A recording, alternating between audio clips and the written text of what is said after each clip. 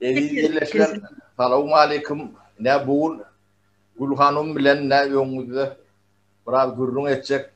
Gül Hanım salam, iyileşler bilen bir salamlaştan. Salam Saper ağa, akşamınız hayırlı. İnşallah yayınlarımızda umut geçerdi. Vatandaşlarımıza, ildeşlerimize düşüner dilde bir zatlar içimizden gelen anlatabilsek. Anladars. Gönlümde ne orada arkayın gürle vermelidir. Gül ne bizim nememiz açık bir neme yankı gepleşik gönlümdekini rahat ne öyümde sağlığına vurun versin yalak vurun vermelidir. Saper ağa, bizim hemmemizin derdimiz vatan hak hukukumuz, başkalarımızın arasında huzurlu yaşamak esasında geçecek. Bizim hemmemizin isteğimiz, arzumuz, hayallerimiz hemmesi bunlardan var. Benim düşünüşümce bizim iyileşlerimizin de yurttaşında işleyen vatandaşlarımızın da hemmesinin umutları, hayalleri şunun üstünde kurulandır. Vatanımıza iyi çıkıp hak hukukumuzu, insan hak hukuklarının borçlarını talaba layık yerine getirip bizim de huzurlu yaşamamız, umutlarımızın hemmesi şu kategoride cemlenen. Benim içimden gelenini aytmak istedim. Ne hil görüyorsunuz? Rahat aydı ver Gül Hanım hiç nemetme, tolgunma. O ekranda birinci safarsın bilyen, o mena öğrençtim, menem likulak şeyledim. Tolgunmadan bolamak Saper ağa, çünkü bizim hiç yaşayıp yıllar geçiyor, aylar geçiyor ama hayalimizde, içimizde kurduğumuz umutlarımıza yetmek için çeken yurttaşında maskaramızdan uzakta yaşamak biraz o da heyecana getiriyor. Bunu dile getirmek de biraz zor. Onun için bağışlarsınız heyecan olsa da. Deleli yok. Emmesi kovuyu biz ya mesai gurrun ediyaz. Berde yankı kimde artist değil, ya jurnalist değil, ya yeni bir zat değil. O kimimiz bir yankı sıradan bir adam. Öyle neyle gürleşen orada, sonra yalak gürleşer atıyoruz Gül Hanım. Doğrudur. Yani bizim şu an birine derdini anlatmak bir özüne göre dertte sapınıp bir yolu düşeyali bir organizatörle dertleşmek biraz, çünkü derdimiz köp. Anlatmak biraz neme geliyor. Haysından başlayacağını bilir adam. Biz hemme taraflayın kısılıp yurttasında işlemeye mecbur olan vatandaşlar hemmemiz. Onun için neresinden başlasam, haysından başlasam ki diye biraz heyecan yapıyorum. Siz sonra verirseniz benim içimdeki umutlarımı anlatabilsem. Anladım. Ben uğrukturacak olayım Gül Hanım. Benim bir ütköşüp odatlardan başım çıkan adam değil. Yani başardığımdan uğrukturacak olayım. Bir çağalar var da vurun etsen. Çağalarınız vardır. Sizin hem beyleki iyileşilen hem şolun görüyen günlüğü. Onun geleceği nehiyle korcak. Sebebi bir topur maşkala. Atası bir yerde ya enesi bir yerde çağatı otayda. Ya tertine. Şular yalak yağdaylar. Onları okutmalı, terbiyelemeli, bir edep tertip vermeli. O enes atasam bir orta biri yok yanına. Kabirlik ikidem yok. O çağalarını doğun arnaşlarına taşlak kaydiyan var. O kişinin ondan yok. Tanışvillişlerine taşlak kaydiyanlarım var. Sonra yalak bir gap deyin, neme deyin bu adına neme der yalak değil. Doğru ediyorsunuz. Benim birazcık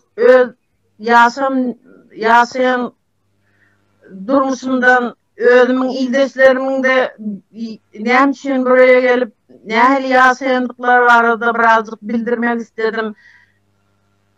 Biz Türkmenistanda hiç dilim var mı? Oňat olsa biz yurtdaşyna gelmezdik sapara. Okutmak çağlarımız okulu bilimli. Onların başarılarını, akıllarını, paykaslarını, huzurlarını görünce öyle de okutman neyem olsa bolsuna salıp yaşamak bizim için de katı kıyın geldi. Sonra iş problemleri bir yeterince maddi durumların el vermediği için bizim yurtdaşında okutmak düşündük. Çağları alıp okudayım deyip üniversitelerde onların akıl ucurlarını, başarılarını görünce okutmasan da özüne günahkar yağlı veriyor. Enatan borcu bu. Onun için benim yani nice ayal eneler kakalar var. Çağlarını okutmak için ya da çağlarını anında koyup gelip berdi soları okutmak, iyidirip içirmek, geleceğini tayarlamak için rahmet çekyeler. Yani bu diyten kıyın ağır durmuş. Her kimin vatanında iyisi gücü olsa, her kim çağırdıklarının içinde bir taşınmasında okumasını okutsa, iyisini iyisi koyuverse, enetanın arzu umidi şular mı kâdip düşünüyen. İnham benim 6-7 yıldır çağrılarımı getirdim, okuttum, okudanım da var, yine okutacaklarım da var üniversite, institutlarda. Kıynam olsa onların başarılarını, huzurlarını görünce, oku hüvetlerini görünce mecbur yağdaydı yurtdaşında gelip okutmak düşündüm. Okuttum da. Yani öz vatanımıza kaydıp dolanıp barıp özlerinin başarılarını, huzurlarını vatanımıza görketse, eden işlerini vatan için etse, umidim sol. Belki inşallah yolumuz açılsa umut bile yaşıyor. Başka çağrıları anırda okutmak kıyın. Ben bunu sözlemesem de durmuşun ağzı gerçekleri bu. Görünüp duruldu.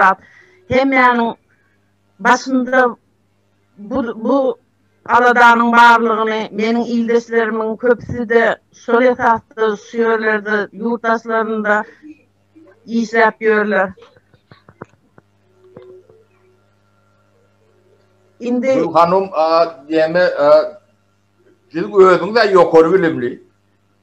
Hova, 2. sınıfı bitirip. Bu dipeli yerlerde de işlen, o pensiye yaşında şu an. O pensiye yaşında aracım yok, pensiyem alamam. Bellendi yurtdaşında olduğum için çağlardan okullarını kurtarması için bunların okul ve tölemeleri var. Bir sürü tölemeli, arkasında durup iyi durmalı, işlemeli. Çaresizlikten okullarını kurtarınca borcum hesaplap, işlep yörün, kıyın olu alacım yok. Benim vatanımda, öz toprağımda rahmet çekip çağrılarını söyledi kodup vatanıma çağrıları akıllı bir elinden iş gelip peydası değerli, bilimli profesyonel işgärlerinde işlemegini benim arzu edemeyeni yalık näçe tane enatalar var çağlarını okudup onların geleceğini tünetmek için işlep yörürler. Ken yankı Gül Hanım siz devlete hizmeti eden o pensiye çıkan yani pensiyenin adamı o. Bizim bir vaatlar devlete diyeceğimiz günlüğü edip işledik, demettik. Bizim pensiyemiz adamı o. Şimdi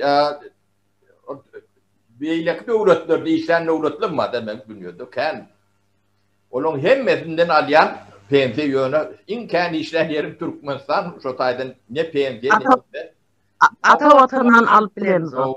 O yekim men problemam başka olsun. Ben ne vatan düşmanı ya şoňa men reş burada atmışın. Yönüne sivi alakam var da. Siz nerede yaşamadın? Sapara biz ne umutlarla okudık. Yurttaşlarında okudık. Diplomlarını da alıp gelip gerek bir de söyle spesialistler gerek deyip çağrılan yerde işledik. 20-30 yıl işlep arzu ettik, pensiya çıksak, çağırdıklarımızı okudabilsek, öyleri olsa öyle iyisikletsek, okatsak, vatanımıza bir peydalı bir adamlar olup yetişsin, geleceklerine kuanalı, bir täze, her gün dünyalı täze durmuşa, täze teknoloji, täze bilimler giriziliye. Başa daşar devletlere göreninde diysen tolundırıcı bir, kıynandırıcı durmuşu görüyoruz. Ama bizim kıynansak da öz vatanımızda şuları çok iyi bir umutlarımızı yerine getirip bilemiz.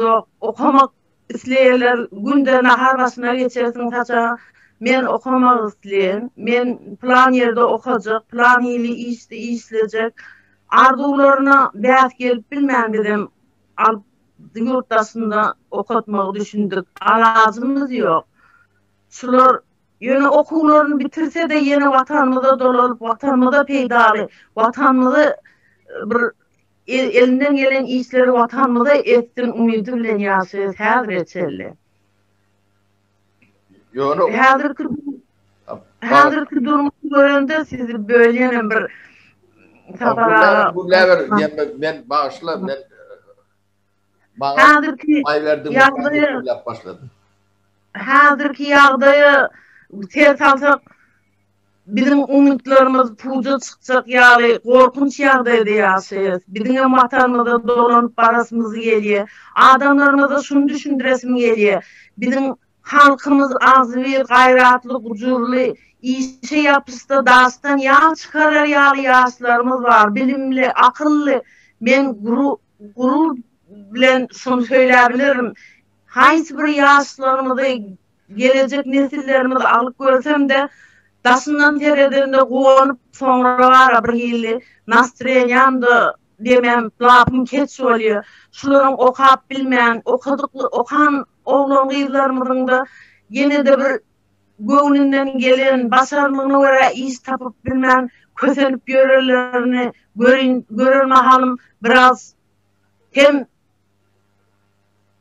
lap keç oluyor hem de şuların geleceği için gelin halkımıza, ildeşlerimize göreselim, çağrılarımız için, geleceği için hakkımızı, hukukumuzu, borcumuzu talep edelim.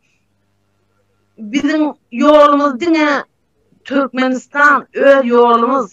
Başka yurtta çörek yiysek de iş zahmet çekip hakkımızı alsak da bizim öz kanuncuğumuz, ağzı bir maskaramızın içi yağlı hiç olmaz, o hili olmaz. Bolup bilmezem de.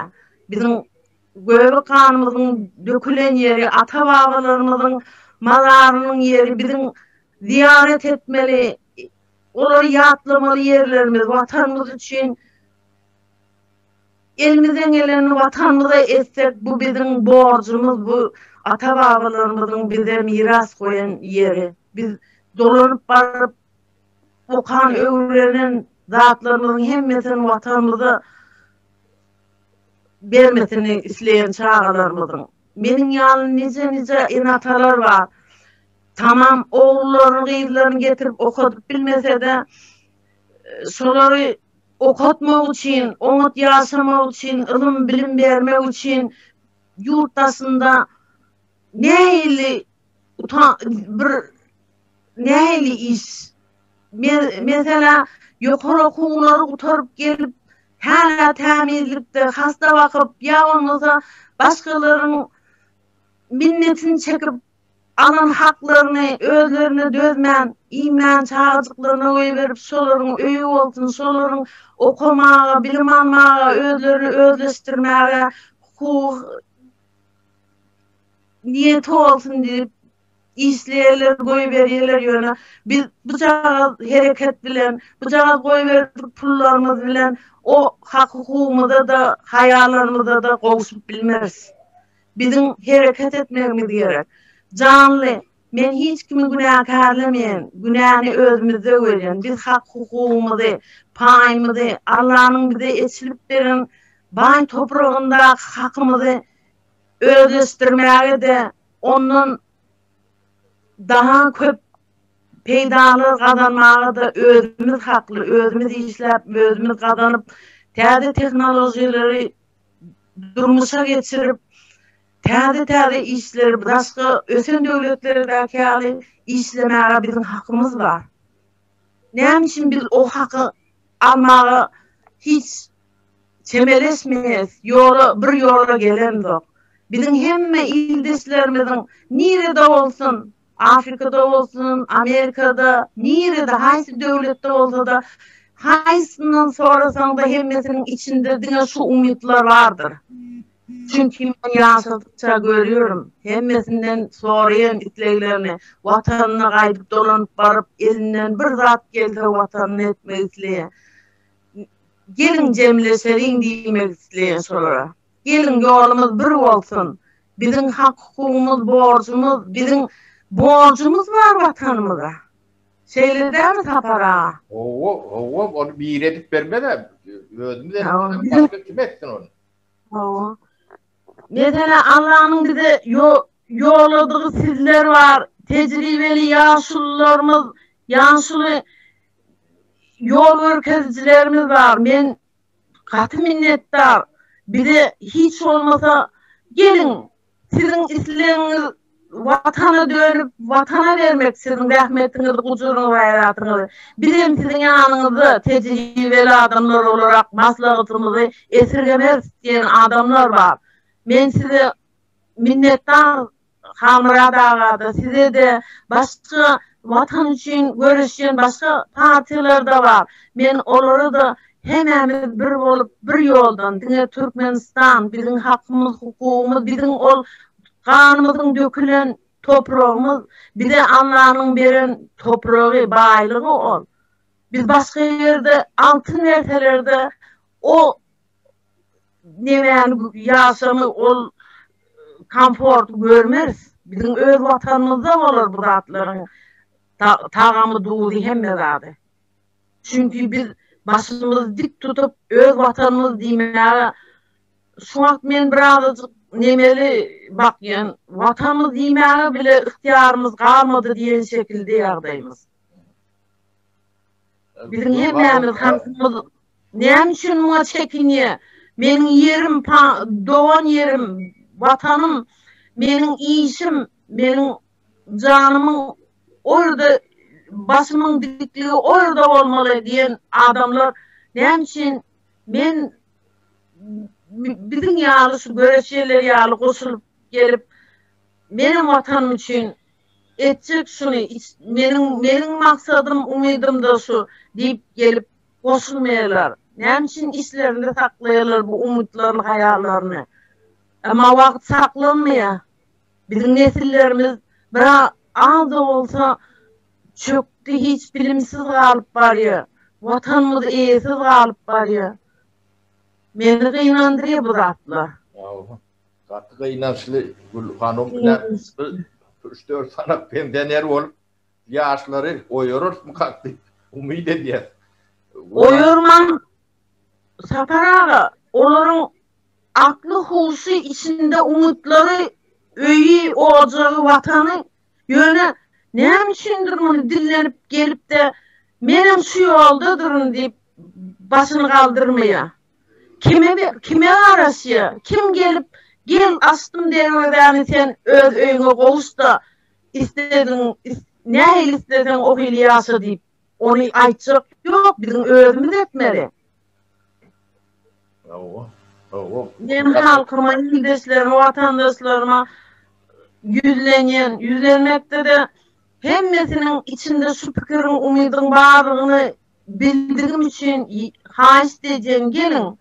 Bizim yolumuz dine Türkmenistan, vatanımız Türkmenistan, çağlarımızın geleceği, bizim ata babalarımıza, geçmiş kankalarımıza, ecelerimize borcumuz var. Onların mağarlıklarını ziyaret etmek borcumuz var. Enatalarımı da bizi bu yaşa çelli bakıp getiren hakkını verme borcumuz var. Nemşin ecel kankalarının yanında olup da ertiyerden selamun aleyküm tağaman ördünüz mü? Çağızlıkları bilen bile saçanmasında onların geleceği vardı fikirlenmeye. Nemşin gücü gayratı yok mu? Bana deyip düşünüyorum ben. Bizim halkımız gayratlı, akıllı oğlanıylarımız var. Yurttasında 5 yıl işlersin, 10 yıl işlersin ama o pul senin ömrüne yetmez. Sen onu bir yıla da yetirebilmezsin. Ama öz vatanımızda bu işleri her gün kazanıp her gün devam edebilecek yeri. Bu yüzden bile işlep elinden gelen başarılarını şöyle sindirip bilecek yeri.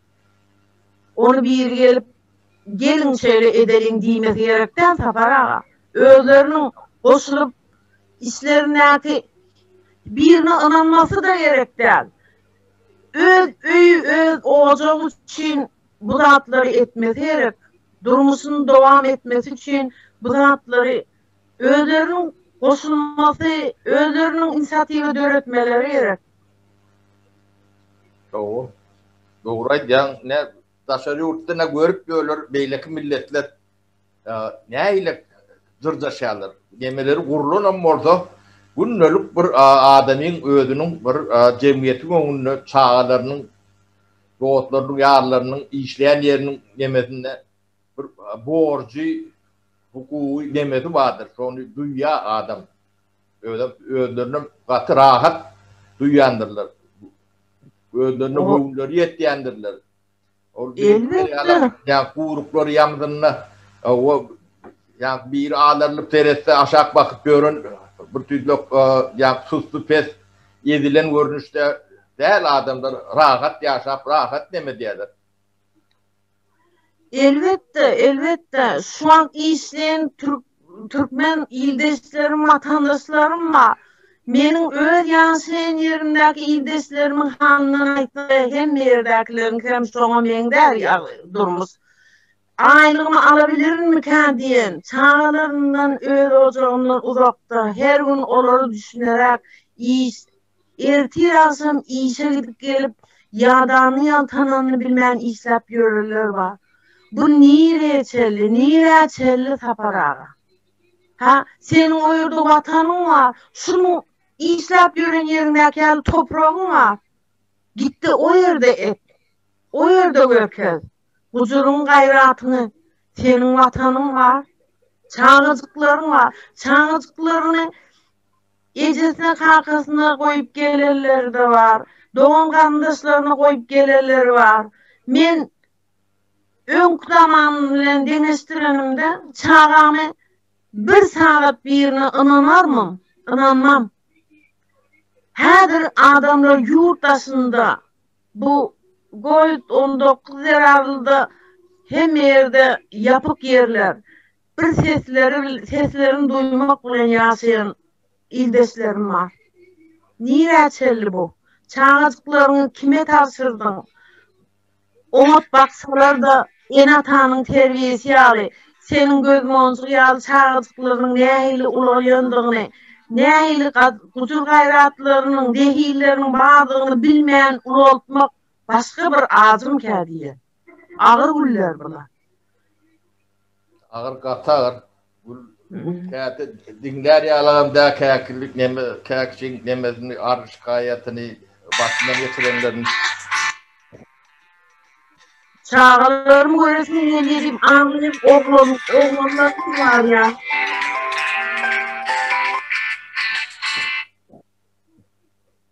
Çağlarını öğren ulatmak, onların neyle ulanıyandığını, her günkü değişmelerini, ulanmalarını, ocağı gülklerini, geplerini öz başına pikirlenip yaşamak neyle azıdat ya, ağır durmuş bu. Katar beni gözümünü de getirip bilem o Gülhanım. Yani edir çekip görün nemelerden bolun özümü de bolun yönü. Yani bu mahsubu yani köpçülüklerin olan tragediyada. Tragediyanın ötüp geçeni Sapar ağa.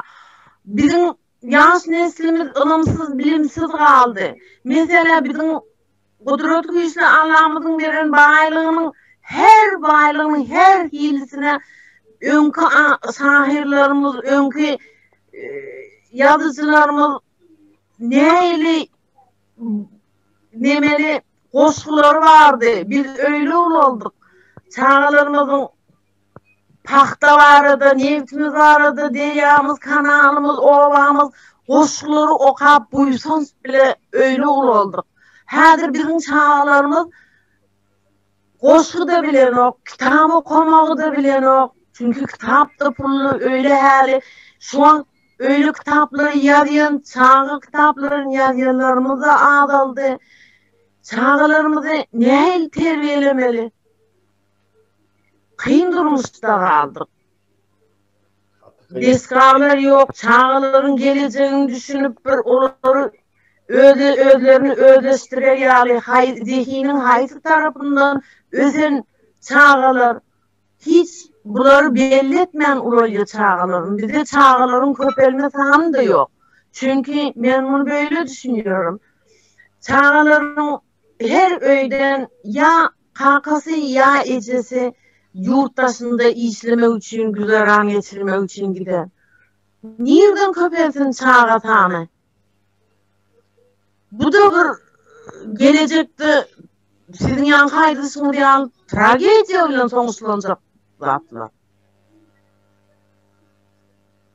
Gülhanım şu adam tragediyeden hiçbir deme yeri yok. Tragediyanın ağrı bolup duran zat o ne ilgili bir maşkala bir maşkala hali ne teyze nesil var ne boşluk bir iki üç nesil ne ılım var. Var yaş neslimiz yeterli derecede okudulan ok, yeterli derecede olan zihnine baka verilen ok, onları bir yönlendirilen kuramalarımız yok. Heveslendiren kuramalarımız yok. Bizim doğrumuzda okamızda olimpiyadalara her sabaktan katlaşsak muallimler ölüşerdi Sapar ağa. Benim sapağımdan geleceksin de benim sapağımdan. Hadir ben okular görüm ok, olimpiyadalar, çağların zihini bilen, onların geleceği bilen demediğin kuramalar yok. Şöyle düşünüyorum. Enatı da karındaştır, mama babaları da çağları terbiyelidir. Aç olmasın, Allah'tan bir sağlığına bir neme olmasın deyip yaşayır. Başka şekilde onlara hiç yönlerge de kömek de hiç zat yok. Kömekten zaten geçen onun üstüne korku var. Adamları korkutup ağırlap dudağa salıp bir kaptanın türme yeni bir kaptanın yeni bir zat yönü garipliğim derdi. Yönü mesai neme gariplik oldu. Parahatçılık gariplik değil ya. O da yok. Adamların üstünde korku var elimde ama. İki gözü aydın bilmeliler. Ben korku var diyen az tarafımda da birazcık düşünmedim değil. Düşünüyen her gün. Çünkü açlık var, birazcık işsizlik, pul yok, vermet hakkın yok, heves yok. Eğer çıkıp islerini aytsan aydara seni dinleyen kuramalar da yok. Eğer öz başına çıkıp koşulup aytsan da sonun yekece yol türmedir odan depe karışıya. Adamlarımızın düşünmesini özler için bir güncük önüne alıp men ne için yaşayın deyip şunu ortaya atmasını isteyen bizim sahada bu çaresiz adamlarımız var halkımız. Mesela bir meselesi getirecek Sapar ağa. Çörek için ya un için, produkt için o yerlerinde de yaşayan yerlerde magazine oturup gidiyorlar ya da bankomatlara pul çekmeye gidiyorlar.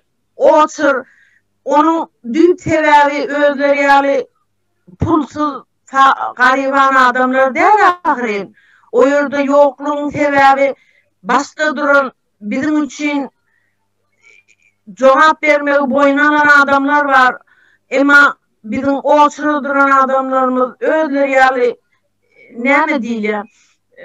Yer katı olsa öküzden görer diyorlar ne diyorlar. Birini özleri yani bir garip nemeni düşevinsiz hocalığı saç yolda oynap olurlar payış sözler aydıp birine yere sokuyorlar hiç kaytan birlikte olup o senden ön un alanı ya senden ön pul çekip bilen günahkar değildir ha.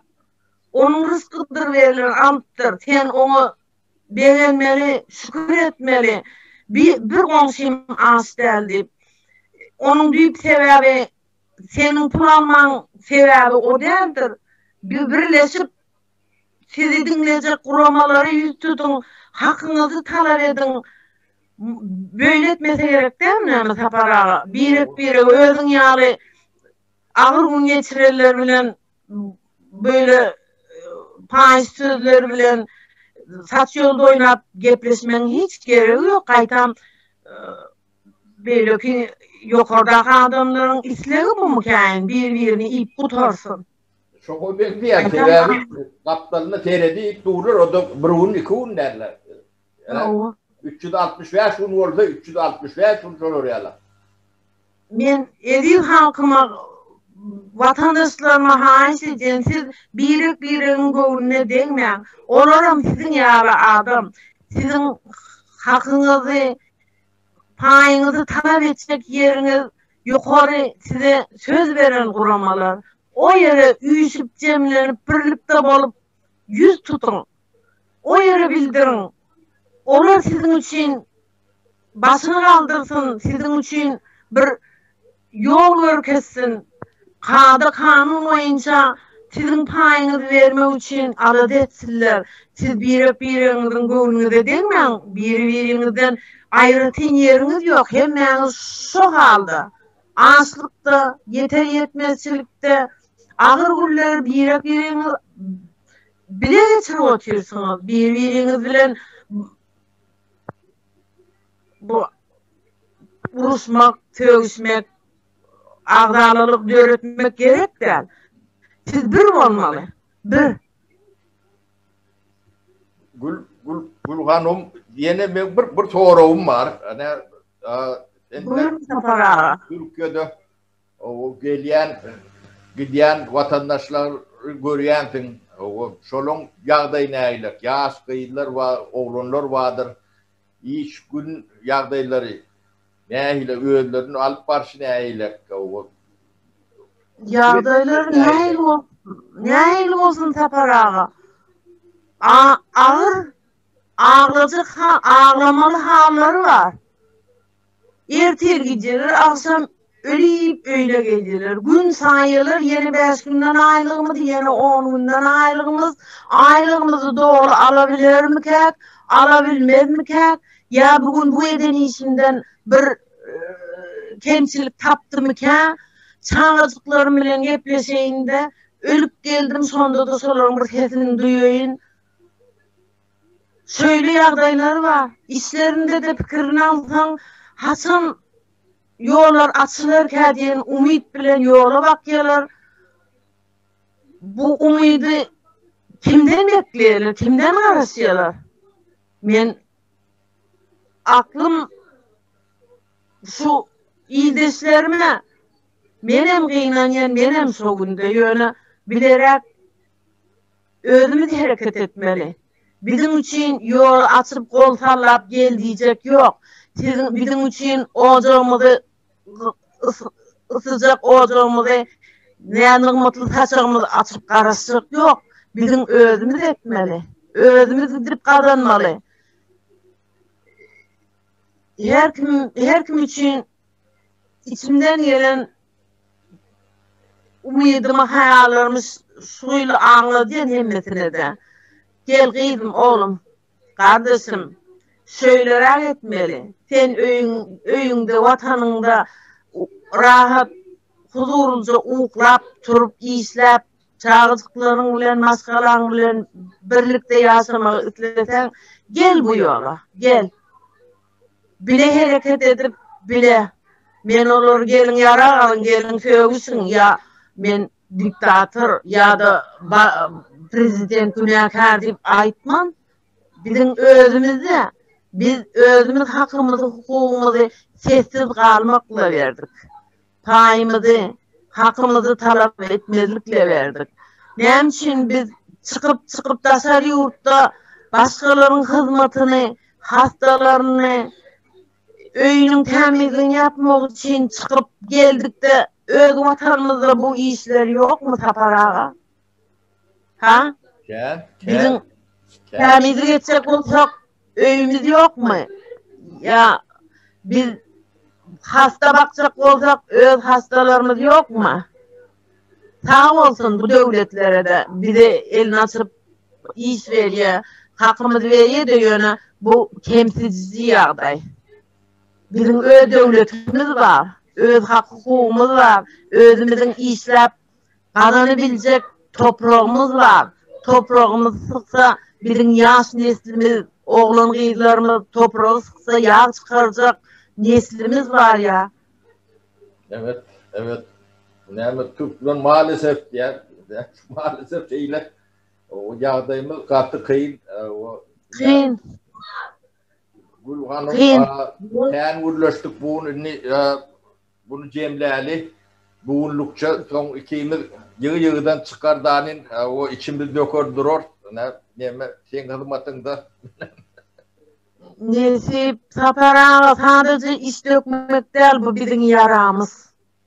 Evet, evet. İldeşlerime haiş diyeceğim. Gelin vatanımıza dönelim. Gelin ocağımıza dönelim. Bizim hemmemizin yolumuz bir yol. Başka fikirleri, kellelerinde başka umutları, başka hayalleri kurmasınlar. Bizim özümüz hareket etmeli. Dine bizim özümüz hareket edip yolu çıkmalı. Asuda elimizden bir geldiği, gücümüzün yettiği adam olarak bir başarımızdan öz hakkımızı, hukukumuzu talep etmeli. Bizim vatanımız Türkmenistan, bizim çöreğimiz, unumuz, saçağımız, bizim geçmişimiz, geleceğimiz.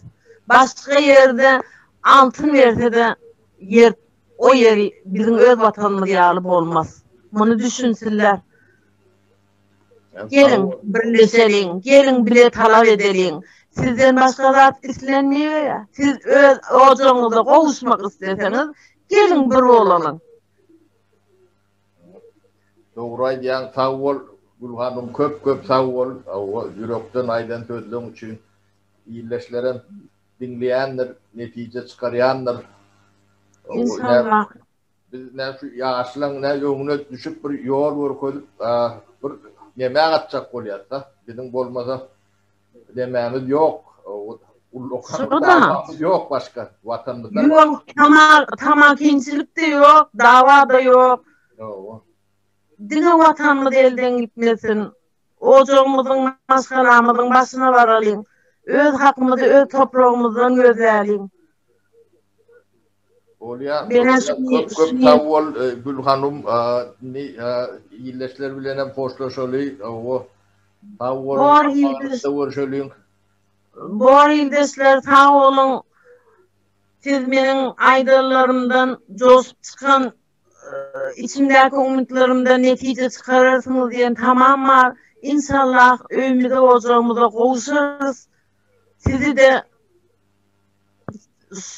şu yola çağırıyan, ocağınıza, vatanınıza ak yürek bilen dönmeňizi haýys diýjem, gelin birleşelim. Başga näme diýilen tapara. Diýje Sağ ol Gülhanım. sağ olun. Ýaşamlar. Düşünýänler netije çıkararlar. İnşallah. Sağ olun, İnşallah. sağlıkta görüşelim. Gülhanım, size de köp sağ ol, sağlıkta görüşelim. Sağ olun tapara. Size de başa ömrüňiz uzak, işleriniz hasıl bolsun. Sağlygyňyzy dileýin.